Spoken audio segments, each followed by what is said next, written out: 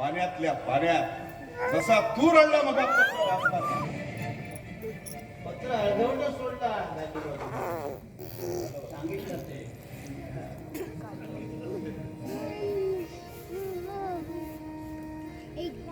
आशका या वाड्यात 40 वर्षापूर्वी काय घडलंय तुम्हाला ऐकायचं आहे या सर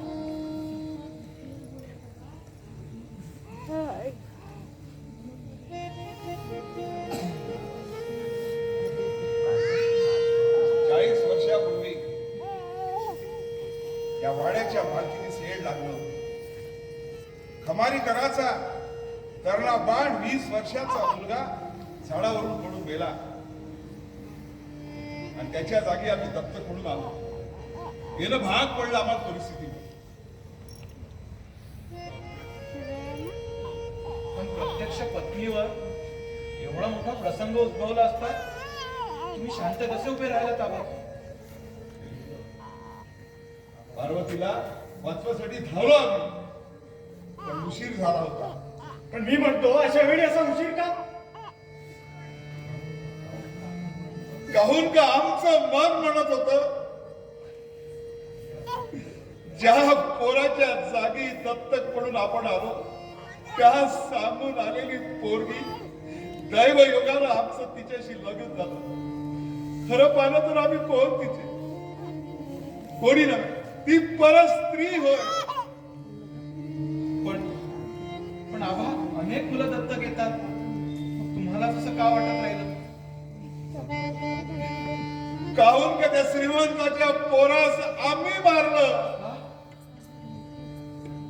निदान असं वाटतं आम्हाला एक डाव खबारीस नदी काठी चिंचेच्या झाडावर आम्ही बसलो होतो आमचं पाहून तो खबारीकराचा लेखही कसा बसा चिंचेच्या झाडावर आला धापाटा वरच्या फांदीवर त्यात चढता येईना म्हणून आम्ही वरची फांदी पक्की धरली मधल्या फांदीत 2 पायांची पक्की कायची मारली खाली वाकलो आणि त्याच वर खेचू लागलो उन्हाळ्याचे दिवस दुपारची वेळ होती दोघांचे हात गावात जोकड झाले होते त्याच्या हाताची पकड ढिली होत होती झाडाखाली लोकांची गर्दी वाच लागली लोक वरडाच लागले गडू साबा आमच्याही हाताची पकड ढिली झाली 60-70 फुटावरून तो पोरगा पण आबा तुम्ही स्वतःच त्या अपघाताबद्दल स्वतःला दोषी समजून दुःखी कशी झाला दोन दिसता साधा अपघात असता तर कहाणी वेगळी झाली असती त्याचा हात खेचत असताना त्याच्या बोटातली हिऱ्याची अंगठी लखन चमकली कुणाच्या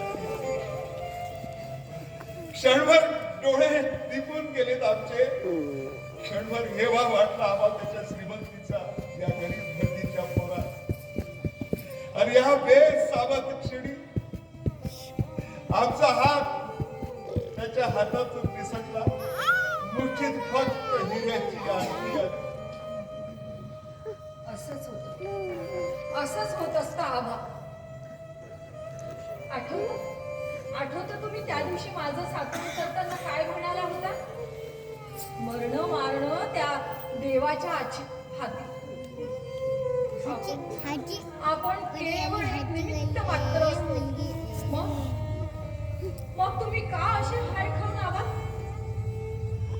हाय खाल्ली असती आम्ही सुरवाई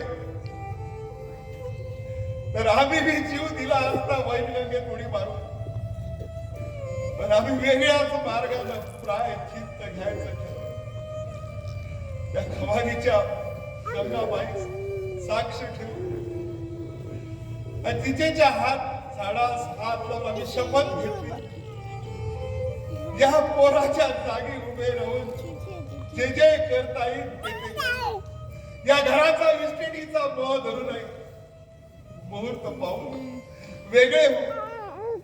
बाबूराव, भास्कर, आज तो दिवस आलाय. पार्वती, लायकी कर. मुहूर्त टळून जाईल लायकी. आणि एक सांगतो, नेसत्या वस्त्रानं चला, फक्त माहेरचे देव घ्या सांगा.